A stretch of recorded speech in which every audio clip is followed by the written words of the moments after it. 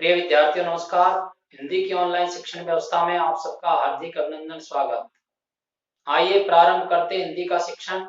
आज हम हिंदी शिक्षण में कक्षा 8 के पाठ 5 का अध्ययन करेंगे। आज का हमारा प्रकरण है कक्षा 8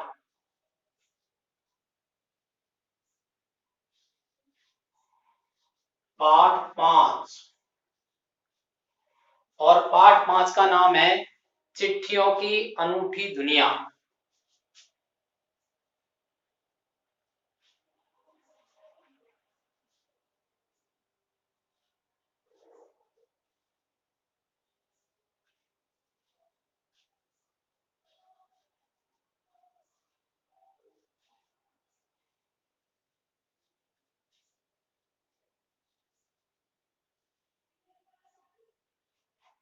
चिट्ठियों की अनूठी दुनिया और इस पाठ के लेखक हैं अरविंद कुमार सिंह।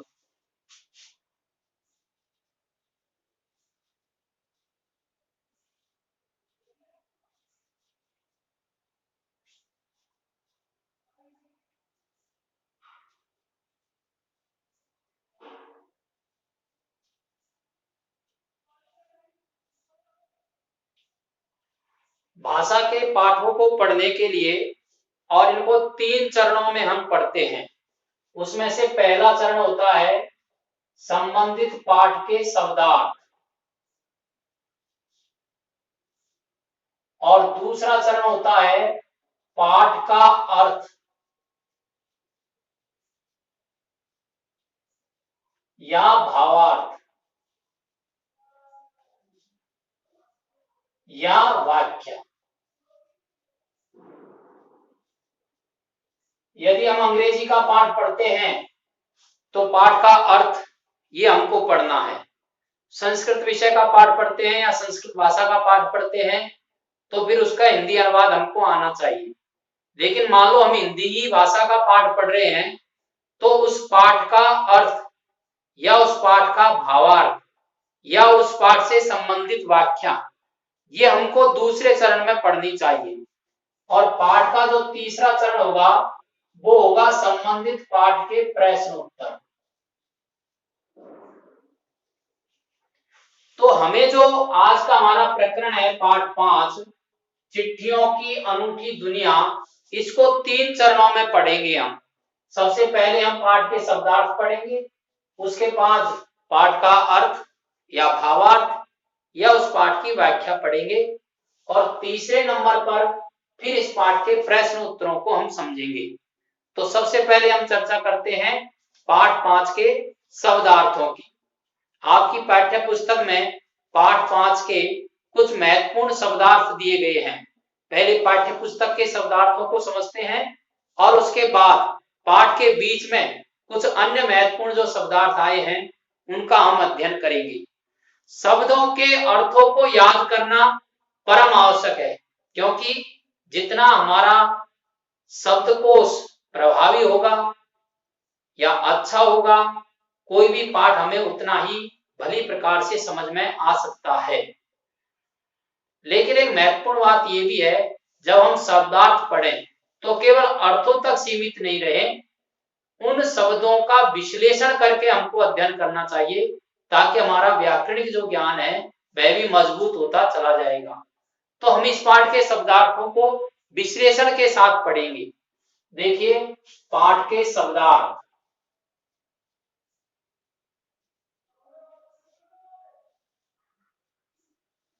और आपकी पाठ्य पुस्तक में पहला जो शब्दार्थ दिया है वह है अजीबोगरीब।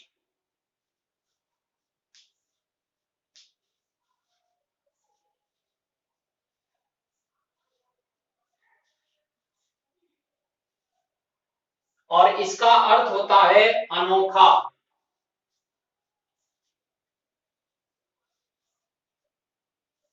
अजीबोगरीब यानी अनोखा। अब आपको समझना यह है कि अजीबो जो गरीब है यह किस प्रकार का शब्द है। तो हम कह सकते हैं कि यह युग्म शब्द है, साथ साथ चलने वाले शब्द हैं, इसको युग्म शब्द के नाम से हम जानते हैं। दूसरा जो शब्दार्थ इसमें दिया है वह है SMS।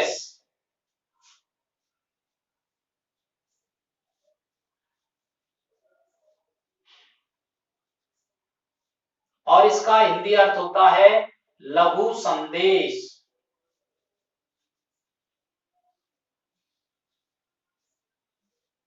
लघु यानी होता है छोटा,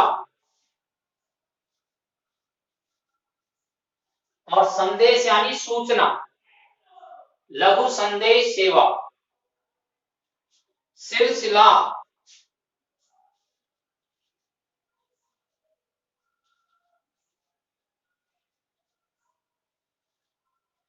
और सिलसिला शब्द का अर्थ होता है आरंभ होना।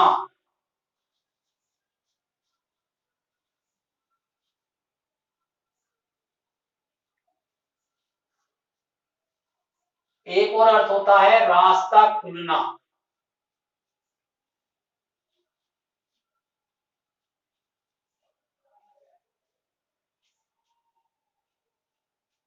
अहमियत,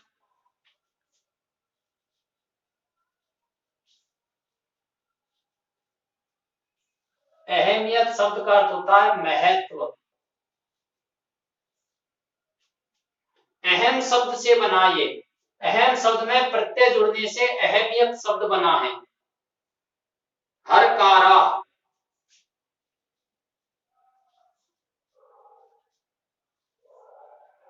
और हरकारा शब्द का अर्थ होता है दूत या डाकिया।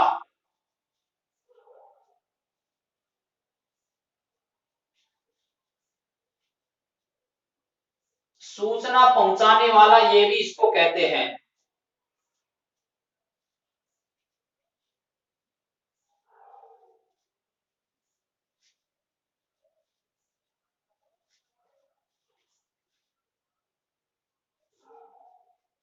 संदेश पहुंचाने वाला।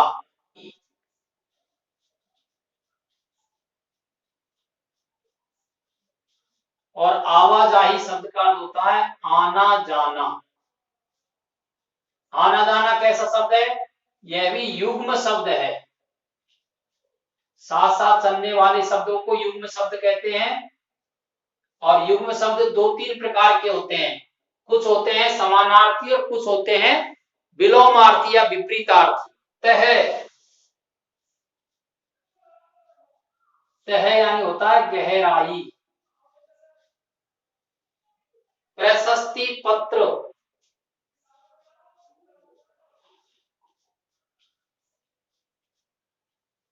और बीच में ये चिन्ह लगा देंगे योजक चिन्ह।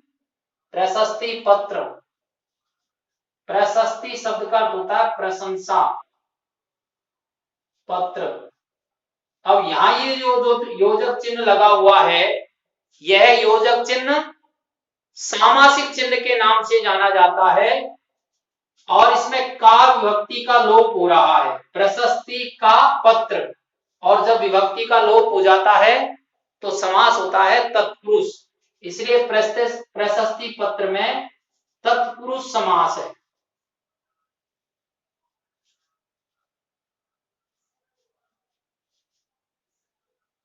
मुस्तैद,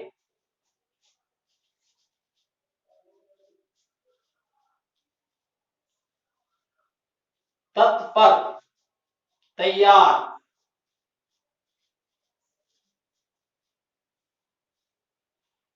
दस्तावेज,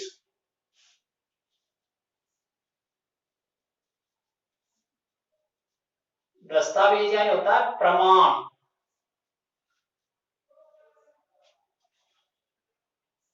संबंधी कागजात,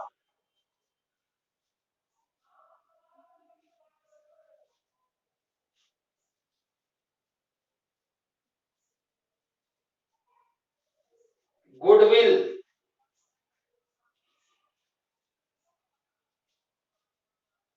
अच्छा नाम।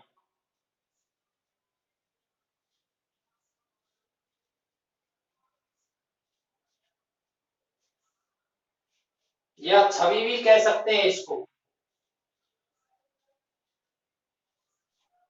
हैसियत,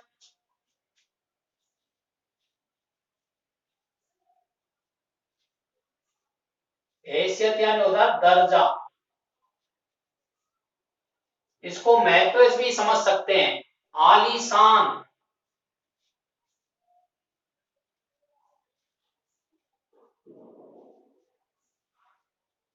आलीशान, शानदार या बड़ा के अर्थ में काम आता है। बृहद शब्द के अर्थ में काम आता है आलीशान। ढाणी, देशज शब्द है ये। अस्थायी निवास,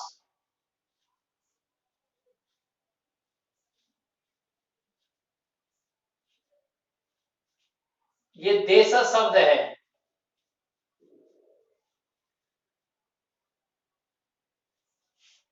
अस्थायी निवास या कच्चे मकानों की बस्ती जो गांव से दूर बनी होती है। ये जो शब्दार्थ है ये आपकी पाठ्य पुस्तक में पाठ के पीछे दिए हुए हैं।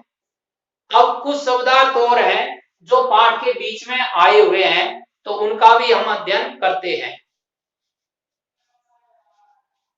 विचित्र, आश्चर्यचकित,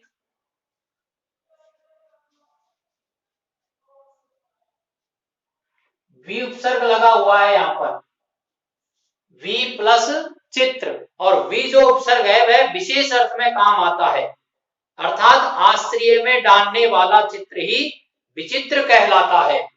इसका यदि हम शब्द विश्लेषण करेंगे तो वी प्लस चित्र हो जाएगा, और वी क्या है, उपसर्ग, और चित्र शब्द है, और चित्र का अर्थ होता है दृश्य। तो ऐसा दृश्य जो विशेष है उसको कहेंगे विचित्र, और उस अर्थ में समझेंगे हम आश्चर्यचकित कर देने वाला। और देखिए आधुनिकतम,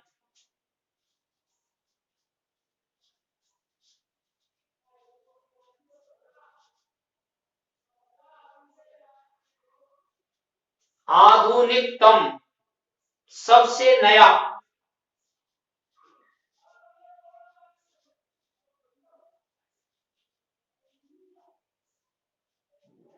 अब यहां तम उपसर्ग लगा हुआ है, तम प्रत्यय लगा हुआ है। आधुनिक प्लस तम,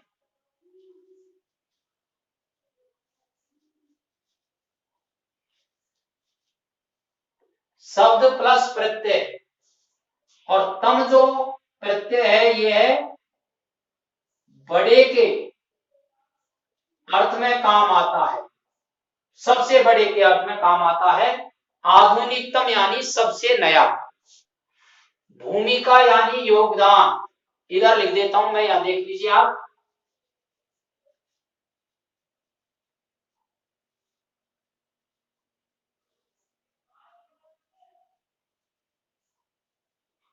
योगदान। बेसब्री,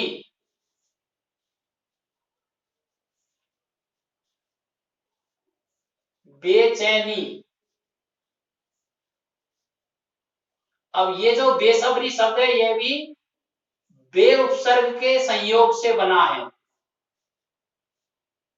बे उपसर्ग है और बिना अर्थ में काम आता है। सब्र यानी होता है चैन, बेसब्री यानी बेचैनी। विरासत,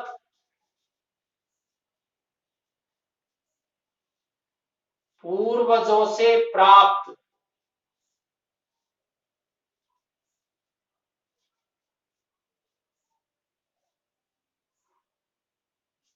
संकलन,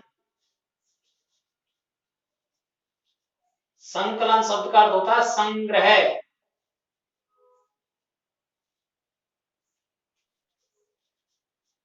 मनोदशा,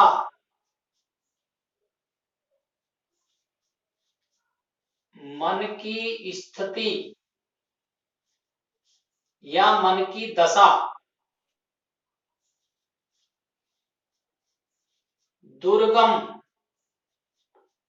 जहां पहुंचना कठिन हो।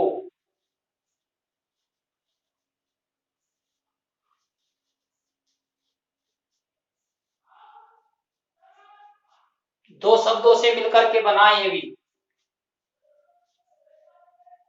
दुहु प्लस गम, दुहु उपसर्ग है, गम धातु है, क्रिया जिसको कहते हैं। दुहु मानी कठिन होता है, और गम यानी जाना, जहां पर पहुंच पाना या जहां पर जाना कठिन होता है उसको कहते हैं दुर्गम। देवदूत, ईश्वरीय प्रतिनिधि,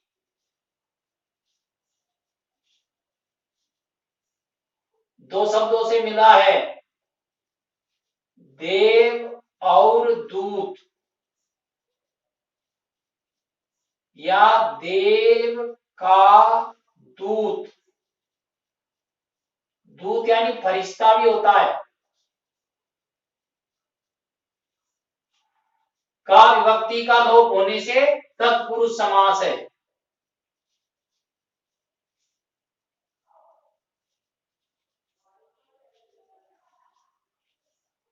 इस प्रकार से इस पाठ के कुछ महत्वपूर्ण शब्दार्थ ये आपके सामने दिए गए हैं।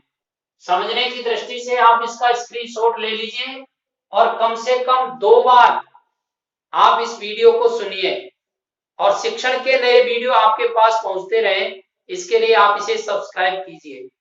अगला जो वीडियो है उसमें हम इस पाठ के अर्थ और भावार्थ को समझेंगे।